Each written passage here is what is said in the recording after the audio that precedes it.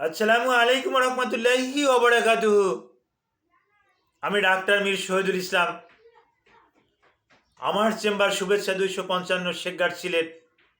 এখান থেকেই উপস্থিত হয়েছি এবং এখান থেকেই আপনাদের সাথে বিভিন্ন চিকিৎসা বিজ্ঞানের তথ্য আলোচনা করি।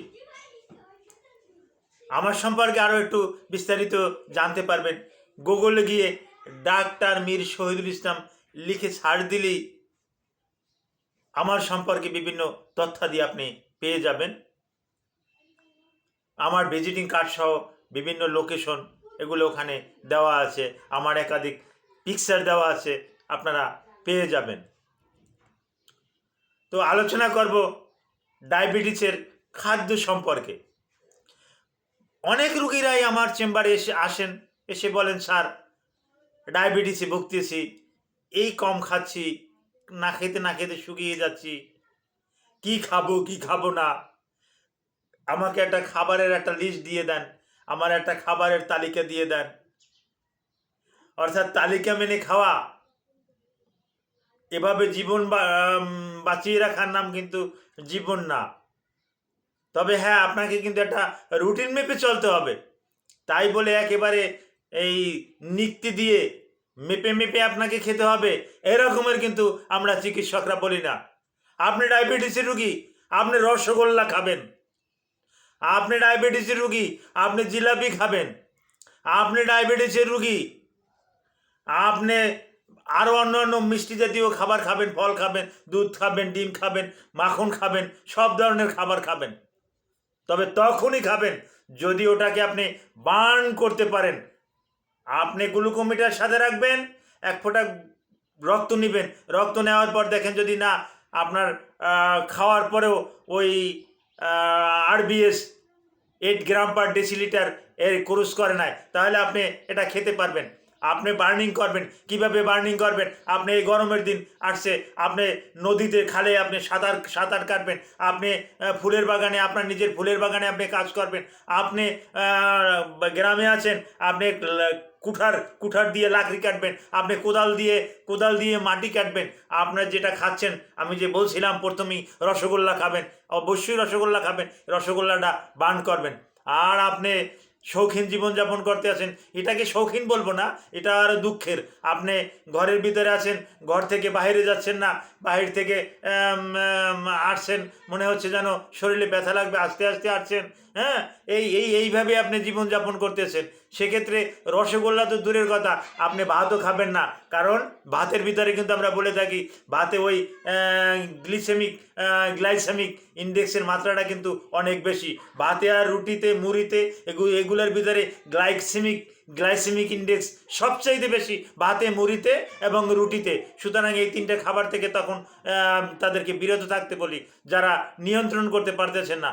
আপনি নিয়ন্ত্রণ করতে পারছেন, আপনি দৌড়ইতে আছেন, আপনি খেলতে আছেন, আপনি ভাই আপনার অন্য কোনো কাজ বাজের দরকার নাই, আপনি ওই পল্টনে দৌড়াইতে আছেন, আপনি ওই আদাবরে দৌড়াইতে আছেন, আপনি ঢাকার যেখানে থাকতে আছেন, ঢাকা মিরপুর 14 নম্বরে দৌড়াইতে আছেন, হ্যাঁ, বিভিন্ন বাজারে দৌড়াদৌড়ি করতেছেন, হাঁটাহাঁটি করতেছেন, হ্যাঁ, যার পরিপ্রেক্ষিতে আপনার কোনো রকমের কোনো সমস্যা নাই। আপনি ঢাকা থেকে নোয়াখালী আসছেন, নোয়াখালী থেকে ঢাকা যাচ্ছেন, এই যে কথার কথা বলতে আছি, সিলেট থেকে আপনি রাজশাহী যাচ্ছেন, রাজশাহী থেকে চিটাগাং যাচ্ছেন, এই যে দৌড়াদৌড়ি করছেন, হাঁটাহাঁটি করছেন, এই যে পরিশ্রম করছেন, যার পরিপ্রেক্ষিতে দেখা যাচ্ছে যে আপনার আরও হাইপোগ্লাইসিমিয়া, যতটুকু সুগার থাকার কথা ততটুকু সুগার নাই।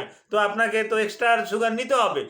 কিন্তু আপনি যতটুকু নিচ্ছেন, আর যেগুলো গ্লাইসেমিক ইন্ডেক্স বেশি, আবারও বলছি গ্লাইসেমিক ইন্ডেক্স বেশি, ভাত, রুটি এবং মুড়ি, এগুলোর ভিতরে গ্লাইসেমিক ইন্ডেক্সের পরিমাণটা অত্যন্ত বেশি। তো এগুলো নিয়ে, এগুলো খেয়ে তারপর যদি আপনি বার্ন না করেন, তাহলে তো আপনি মেপে মেপে খাবেন, নিক্তি দিয়ে, স্কেল দিয়ে আপনি মেপে তারপরেই তো খাবেন, তা না হলে তো আপনার সমস্যাই হবে।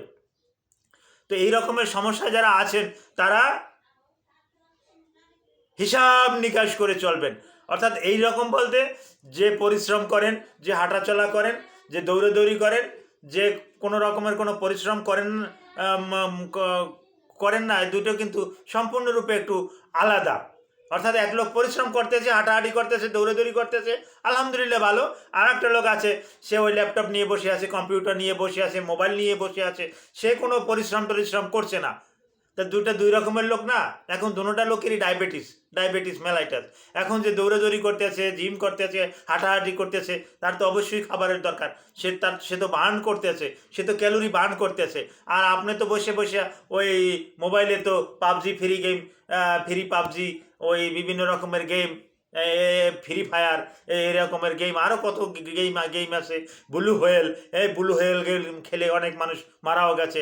আবার নূতন একটা কিনে নিয়ে এরকমের আসছে, আমি জানতে পেরেছি পুরোপুরি, এখনও তথ্যটা পাই নাই। এই ব্লু হোয়েল গেমের মতন অল্টারনেটিভ আর একটা গেম অলরেডি এসে গেছে। তো এই রকমের গেম খেলে আপনি সময় নষ্ট করছেন। তো সুতরাং আর খাবার বেলায় আপনি পর্যাপ্ত পরিমাণে খাচ্ছেন, আপনি তো আপনার গ্লুকোজের মাত্রা তো বৃদ্ধি পাবেই।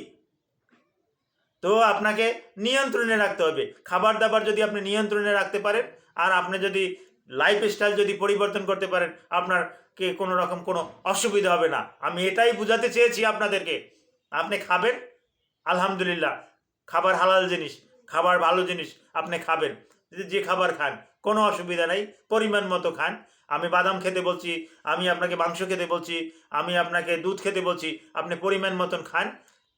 বলবেন যে আমার ডায়াবেটিস, কোনো অসুবিধা নেই, আপনি খাইয়ে আপনি একটু হাঁটাহাঁটি করেন, একটু দৌড়াদৌড়ি করেন, শরীর থেকে একটু ঘাম ঝরানোর পর দেখবেন যে না, আবার গ্লুকোজ মিটার দিয়ে আপনি দেখবেন যে না, আর ব্লাড সুগার আপনার নিয়ন্ত্রণে আছে। সুতরাং কোনো রকমের কোনো অসুবিধা নেই। আর আপনি আবার ওই একই কথা বলতেছি, ওই PUBG, free fire, blue whale, এই গেম টেম খেললেন, এই গেম টেম খেলে আপনি বাসায় বসে থাকলেন, আপনার তো এমনি 10-এর উপরে উঠে আছে, 15 মিলিগ্রাম পার ডেসিলিটারের উপরে উঠে আছে।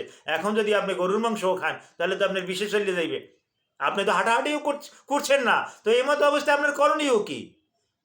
এই মতো অবস্থায় তো আপনার এই সমস্ত খাবার দাবার আপনাকে খাওয়ানো যাবে না। এই সমস্ত খাবার থেকে তো আপনাকে বিরত থাকতে হবে।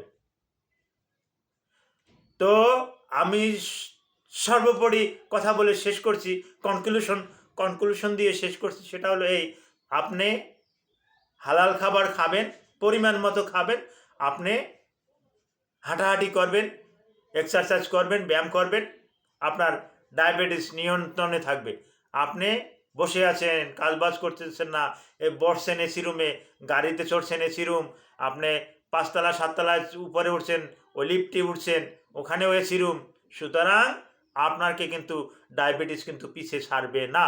সুতরাং আপনাকে কিন্তু নিয়মকানুন মেনে চলতে হবে, তা না হলে আপনার কিন্তু বিপদ আসতে পারে। তো আল্লাহ সুবহানাহু ওয়া তাআলা আমাদের সবাইকে এই বুঝার তৌফিক দেক, সবাই এটা মানার তৌফিক দেক, সবাই এগুলো যেন মেনে চলতে পারি, আমরা যেন লাইফস্টাইল চেঞ্জ করতে পারি।